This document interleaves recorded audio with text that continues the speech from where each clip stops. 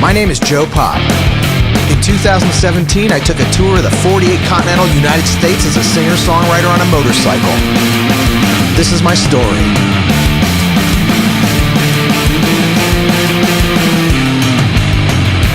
Popp over America. Don't forget, check out the Saturday Asylum. We're online, Facebook, Tumblr, and Twitter. # Saturday Asylum. Broadcasts are now available online to listen to anytime you like. Mixcloud.com, Mixcloud / Saturday Asylum. Last week's show is up there now, and this week's show will be up there as well, Joe. So you'll be able to go to Mixcloud and hear yourself talk and sing and all that good stuff. The guy...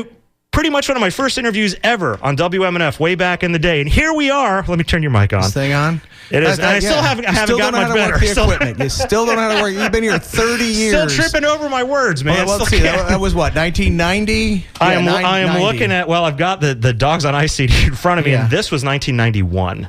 Yeah. So it was 90. Probably on the heels of this coming out. No, it was before that came out. Probably right. Yeah. So you still don't know how to work the equipment.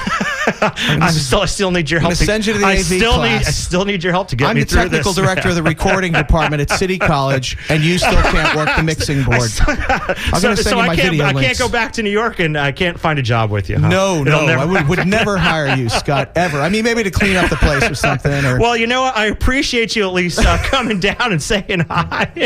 This kind of came together all last minute-y, too.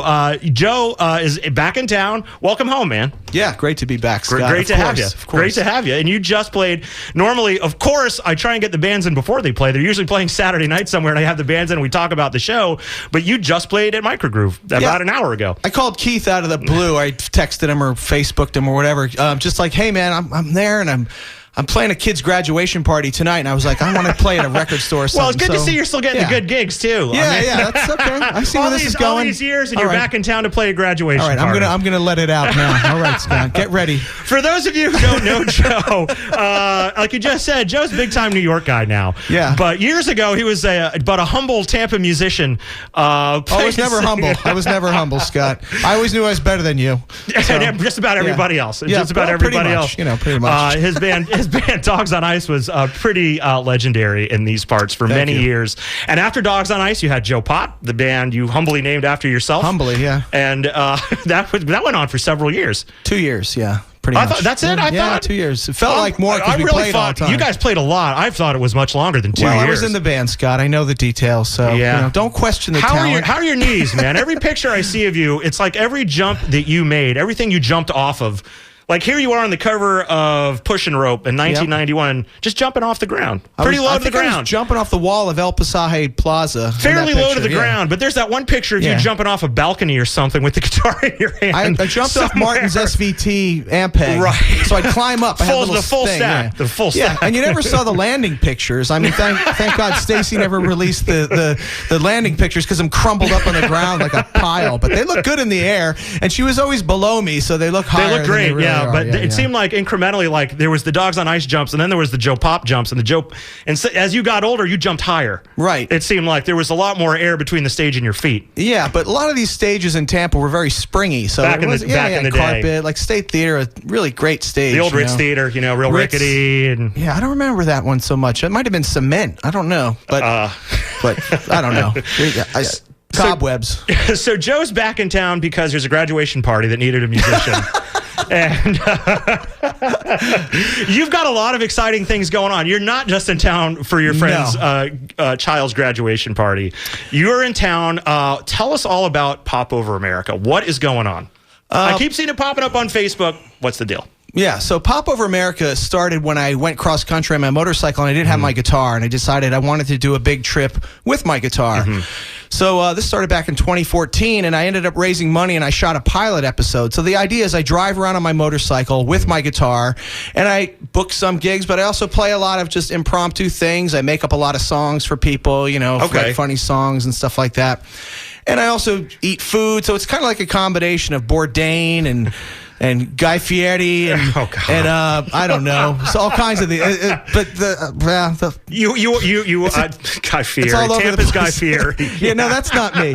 But I eat food, and so the idea is I'm going to drive around to all 48 states and play a gig in every state. Everything in the continental U.S. Yeah. I can't go to Alaska or Hawaii, so you can ship the bike over. Yeah, well, those are the specials. Those are the 2-hour specials. I guess Hawaii gets a special like the Brady Bunch, I'll and have then to get Alaska. my GoFundMe's got to get up a little bit more before I get to Alaska or Hawaii. So you've got the pilot's been shot. Yep. And what is going on now? What's going on with the series now? Where are you with it? The pilot's been shot, and the idea was to try to get a producer to help me, to follow me around and do it. And that never happened, as you know. Like, I never got a record deal. I never got all this stuff, So I'm like, I'm going to do it anyway by myself. So I got a couple of GoPros. I got a Zoom recorder, some wireless mics, and I'm going to just shoot it myself. Are you still are you still shopping the pilot? Well, it's actively out there. It's the old thing, unsolicited material. They won't review it, and then no one wants to represent you because you don't have a deal. So it's like you're chasing your tail. You never.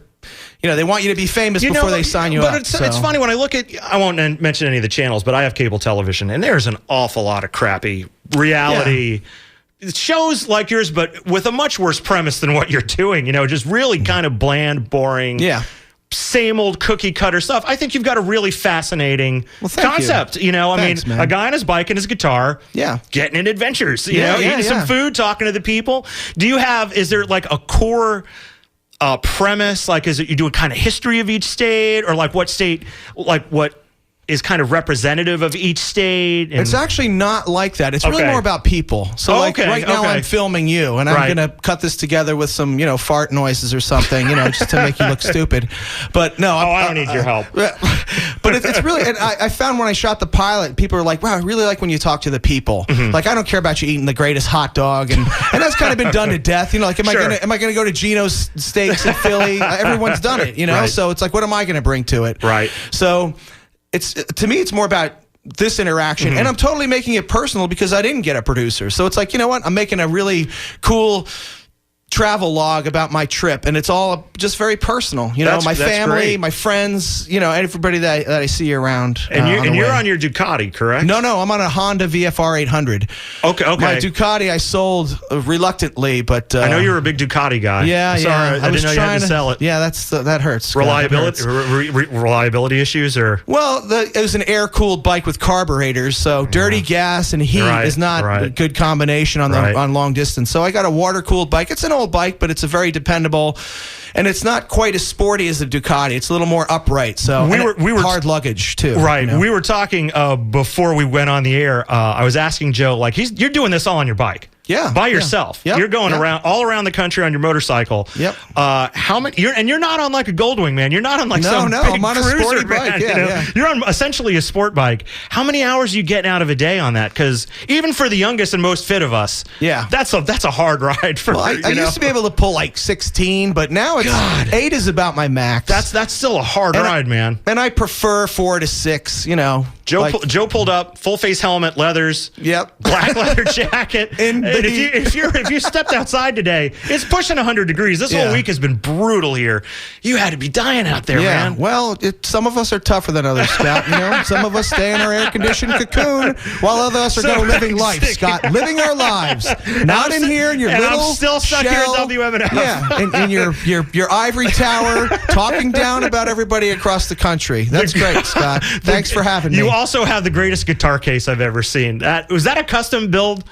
Explain to everybody what's going on with that. The beauty of that case, I was actually searching around in the guitar forums for a guitar case, and everybody said, you need it to be lightweight. You need a carbon fiber case. And there's this guy named Jeff Hoffey who makes carbon fiber cases. And I checked out his website. They're $1,200 a piece. Sure. Not that they're not worth it. Right. But it's a big chunk. It's carbon fiber. It's handmade, hand laid up, beautifully done. And I'm like, I'm just going to write this guy and tell him what I'm doing. So I wrote him. I said, hey, man, do you have like a blem or a dented one or a green one that somebody doesn't want that you can give me?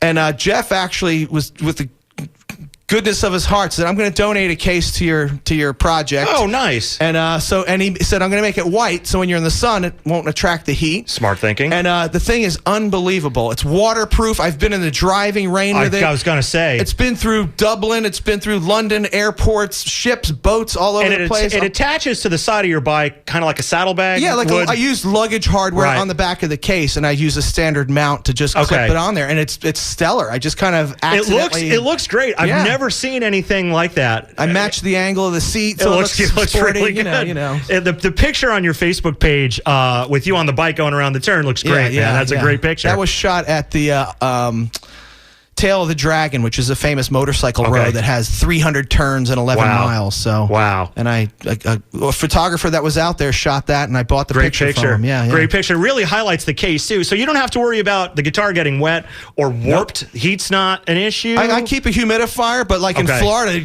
there's nothing you can do. Right. It's like. I got to take the water out of the guitar, not put it in. But like when I get to Arizona, I'll have to run a humidifier.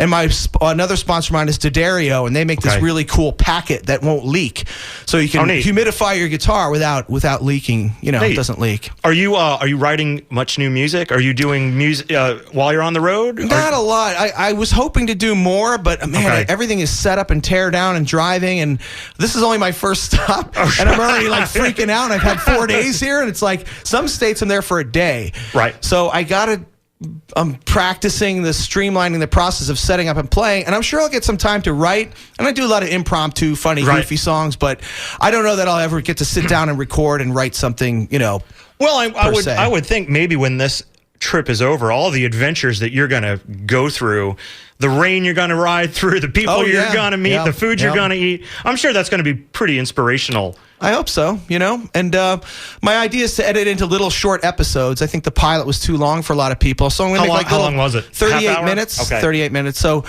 I'm gonna title the clips for what they're MNF interview with Scott, and then that'll be one clip.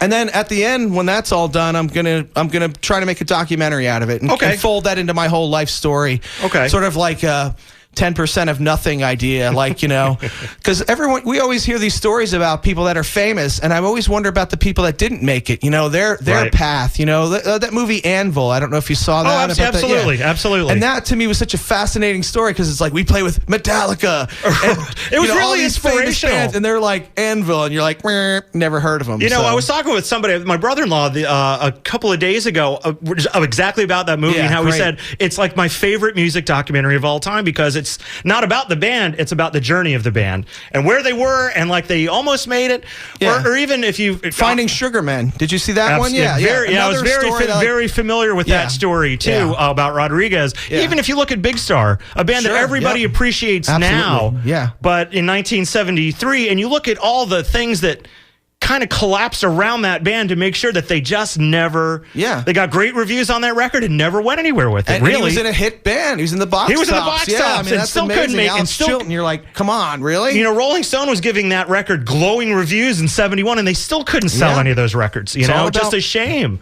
But vote with your dollars, man. And let's try and get you famous before Oh, before I'm 60? I'll turn 52 on June 11th. And Martin's taking me to Iron Maiden. So I'm going to see Iron Maiden on my 52nd birthday. Perfect. Bring my cane with me and beat kids away. Get out of my way. Put that cell phone down, you little nut. How long are you looking for this trip? For this to stop one, what's your plan? I got to be back at City College where I work on August 27th or 8th. Okay. So I'm going to, like I said, it's pretty quick. And I'm stopping. Most states are a day or 2 days, and some places are 3 days.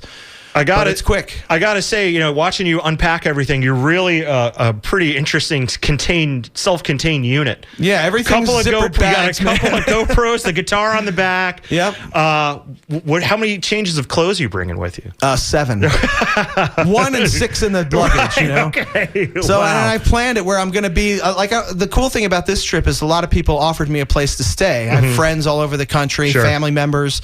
So I'm going to stay with them and, just wash my clothes every few days and pack them back up again. Always hit the laundromat somewhere. Yeah, it's not a problem. Get it done. Let's hear a song. We haven't heard Joe Popp on WMNF in quite a while. Okay, well, talking about the cell phone thing, I'm going to do a song that I wrote. This is a new song, and this is called Curse of the Blue Light. And it's about when you go to a concert and like your view is blocked by the phone. cell phones. Right. So this is about that.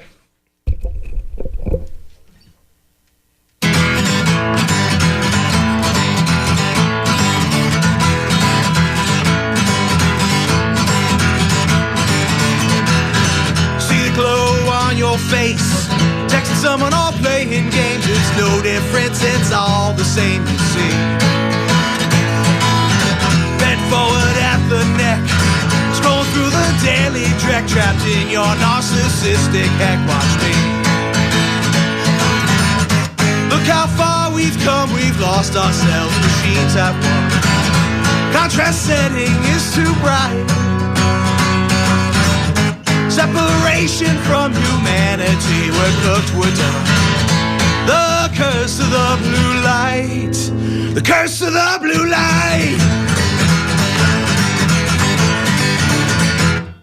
Anesthetized by the latest rage, cornered by the digital age. Work all day but can't pay the wage and it's free. Stand blankly at the screen, can't remember where the hell you've been. Between the average and the mean, you're mean. Look how far we've come, we've lost ourselves, machines have won. Contrast setting is too bright. Separation from humanity, we're cooked, we're done. The curse of the blue light. The curse of the blue light.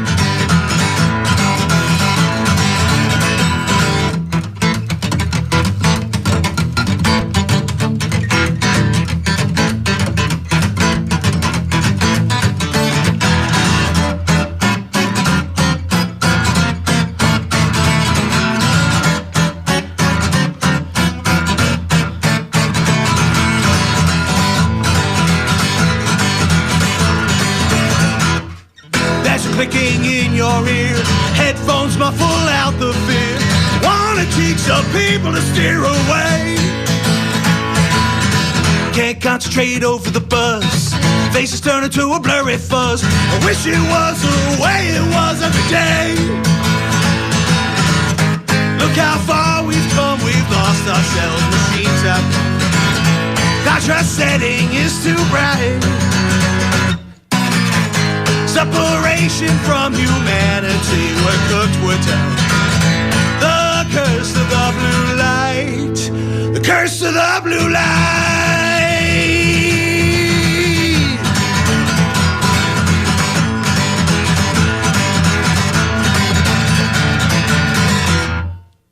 Yeah.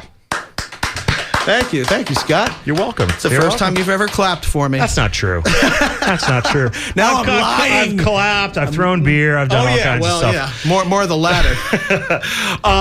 So when are you? What's like your release schedule? Are you going to be like uploading footage weekly?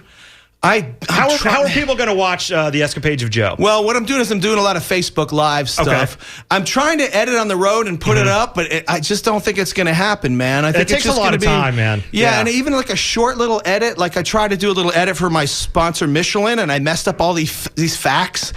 And I'm like, oh man. And the guy's like, I really appreciate it, but everything you said about our tires is wrong. So I'm actually meeting the Michelin guy in North Carolina. You're meeting the Michelin man. And he's going to give me the spiel, and then we're going to recut the video. So not only am I not posting stuff, I'm going backwards. I'm anti-posting. That is fantastic. I messed up all these facts. Yeah, and the tires are amazing. The guy he's giving me tires for the whole trip, which Michelin's are amazing tires. Right. So there'll be a lot. What's the best way to follow you? Let's put it that way. You can Facebook Live. Popp Over America is on. Is on Facebook. Right. But then my personal page, I seem to get more people doing the live thing on there. Okay. So if you find my Popp Over America page, I will friend you and let you be my real friend, and then you can watch the live feeds.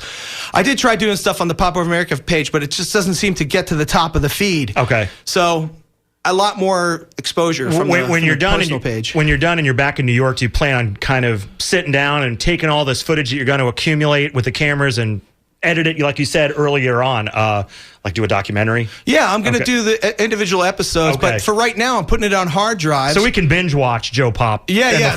It's going to be like, you know, a House of Cards. You know, you'll have 500 episodes pop out at one time or something like that. No, I think I'll edit one at a time, put it up, edit another one with no particular schedule. Again, like the beauty of this is I'm not under any kind of studio guidelines or anything. I just do it on my own. And I do work a full-time job, you know, so I'm going to just do it on my own terms. But the support has been incredible. I have 7 sponsors, and I've got the pilot was funded by a Kickstarter, and now I've got a GoFundMe, and people are stuffing money in my pockets when I'm walking around. It's just unbelievable. You know, I thought everybody thought I was a jerk, you know, so, but it's nice to know that some people still like me. You know, it didn't take me long to go. I was like, hey, Joe's in town. Should I have him on? All right. You have to, because you know from the old days, you know, you need guests, Scott. No one wants to come on here and listen to you. I was selling, by the way, the world's greatest WMNF supporter, Stacey Mathis, is in the studio with us. Absolutely, taking pictures. She was like, can I come on by? I was like, yeah, of course you can. Of course you can. Yeah. Yeah, I had a point, Stacey. I'm sorry.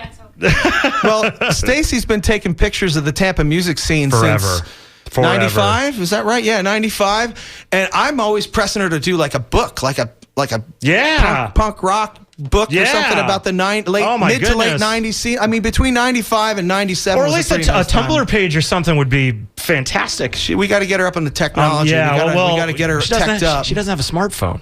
I know. She's still doing, like you said, you still have an SLR. That's fantastic. Well, she's got a point and shoot. Right. She needs an SLR. But, you know, she's doing her thing, and I don't, you know. I'm not here to badmouth her. I'm here to badmouth you, Scott. Thanks, buddy. I'm hoping that this is a huge success. Well, thank you. I'm going to continue saying, as I absorb your abuse, I'll continue saying nice things about you. Well, you know, it's like Don Rickles. I love you. That's how I show my love, Scott. It's by, you know, the insults. Each one means I love you. Just so you know. I still feel the love, man. I still feel it. Is it going to do this next summer? Is this going to be an ongoing thing? No, this is a one and done. Yeah, thing? this is the last kind of epic thing. I've been doing all these epic things for like writing plays and doing musicals and let's not forget about the other stuff. The skateboard company. Oh yeah, jeez, failed skateboard company. Well, hey, you know what? I tried it. It's never a failure though because you tried it. No, that was definitely a failure, Scott. I just don't think the world was ready for old school 10x30. Yeah. Oh God, they were beautiful. I still have them, and I just look at them. They're gorgeous. You know, the real wheel wells. They were great. Yeah. They were great. Are you still doing guitar effects as well? No, it's like everything's sort of on hold for this. You know. Well, when you get back to your life, when this is over, you're going to go back to. I miss amp building and pedal building and stuff. You were still doing that while you were teaching, correct? Or I would see your pictures occasionally, like, hey, I rewired this, or I built this pedal, and it seemed like you were still active enough. Well, I had to build a mic splitter for this show for the web series because every mic splitter was too bulky. So I made a really compact one that fits into a very small box. That was the last thing I built. I like building, but again, it's like I got too many irons in the fire. I just can't. It's like spinning plates. You know, I can't keep them all up. You know, so right now it's Popp Over America. Me and my guitar driving around the country. When I get back, maybe I'll build another amp. Maybe I don't know what I'll do. Is there any place in particular on this journey that you haven't been to ever that you're really looking forward to? The Northwest. I've never been to Seattle or Portland, and I have a couple friends all these there. Years? My wife works for a company based out of Seattle, and she travels there a lot. And I was there for the first time earlier this year. Was it early this year or late last year? And it's really wonderful. Everybody I know goes there wants to move there. I get it. I always heard for years and years, and way before the tech boom and all that, I always heard like how beautiful it is and how great the people are, and it really is something out there, man. I get it. I totally get it. Yeah, I spent a week there and was like, oh wow, yeah, you're gonna really enjoy it. Great. Not to mention the roads are gorgeous up there. Well, they're gorgeous and they're horrible because the traffic in the Seattle area is. Well, I'm not going to do. I know like New York traffic and the horrors of like Washington D.C. traffic. Yeah, Atlanta. That I-5 corridor between like Tacoma and Seattle is like the worst thing I've ever seen. Ever. So prepare yourself. Hopefully it's pretty gnarly out there. Legal lane splitting would help me. You know, so California has legal lane splitting, and I don't know. I can tell you that part of the problem out there too is the road is old. There's a lot of updating that they need to do. Like I don't think there's carpool lanes. I don't know about lane splitting, and actually a lot of the tarmac is kind of gnarly. It's some aging infrastructure that it's like they're working on other means of transportation and kind of leaving the roads to crawl. Way to cheer me up, Scott, before my trip. Yeah, you're going to love it up there, except the roads are horrible and the traffic's awful. Man, you're really good at this radio stuff, aren't you? You should do this for a living someday. So, hey, you know what? There's a reason why I'm still not drawing a paycheck. Well, come on, man. You do a great thing here. This is a really neat show. And thanks, Joe. I mean, that was 27 years ago, Back Scott. in the 27 years ago. Back in the Tampa Inside Out days. Yep, that's I right. had you and Brian and Paul in the old building, and I remember that interview like it was yesterday. Yep, and we beat you up really bad, I think. Way You worse and Paul. than doing today. You and Paul did. Oh yeah, Brian's the Brian calm, was nice the pro. one. Brian, it's always the bass player's the nice guy. Brian, the consummate radio professional. Yep, clean that interview up. Still doing it. Working for NPR now, up in New York City. I am so glad you came by today, man. Great to be here, Scott. Thank you so All much. right. I wish you the best of luck with your travels. Safety, of course. Be careful on the bike, man. I will. You know? I will, Scott. I know you know what you're doing, but. Well, safety. we'll see. Everything. Let's. I'm going to close out. I'm actually going to close out with some Dogs on Ice, but I'd love to hear you play one more if you got one in you. Oh, I got one more. Yeah, go ahead, man. Do it, please. All right. Might as well milk it. Well, the mic's still on, man. Take advantage of it. This is kind of the theme song. This is called "Legs of Cement." This is the Perfect. The trailer song. Okay.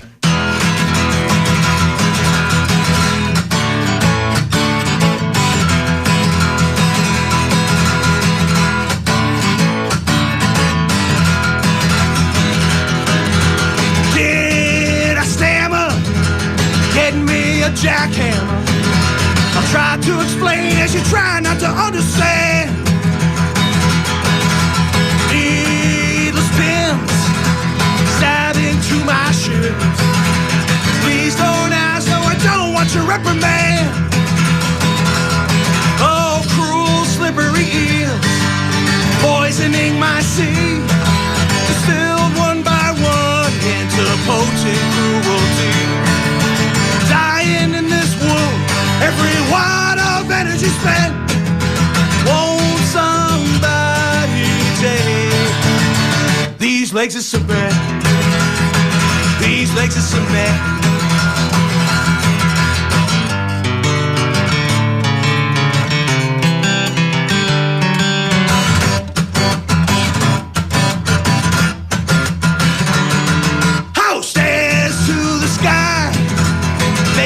Question why did MC Escher help out with the design? I stumble then I'll fall, whimper then a call, ignored by masses, cattle trotting by. Oh, cruel, slippery eels poisoning my sea, spilled one by one into potent cruelty. Dying in this wound, every watt of energy spent. Won't somebody take these legs of cement? These legs of cement.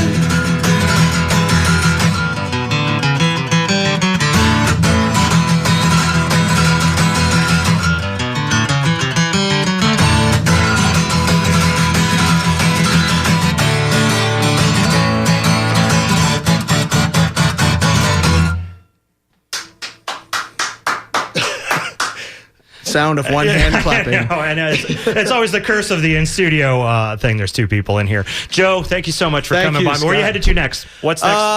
My brother in Atlanta, or Woodstock, Georgia, actually, north of Atlanta. And I'm playing a show with John McNicholas up there. Oh, okay. Yeah, my brother rented the Milton Pavilion. It's like an outdoor thing. My brother rented it, and I didn't have a sound system, and John's up in Atlanta.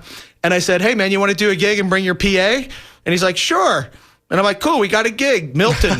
So I'm playing with the old Johnny Mac up there. What day is that? That is, I think, June 20th. No, May 23rd. Oh, okay, a couple days from now. Yeah, I'm leaving Monday, and the gig's Tuesday. So. Well, look for Joe Popp online. Look for Joe Popp on Facebook. PopOverAmerica.com is the website. P-O-P-P. POPPOverAmerica.com. You can re-listen to this interview online, WMNF.org for the next week, and then we're going to put it on our Mixcloud page, mixcloud.com/Saturday Asylum. Good to see you, Joe. Thank you so much. Thank you, Scott. We're going to go back to 1991 and Dogs on Ice and Maladjusted now, going to the Wayback Days.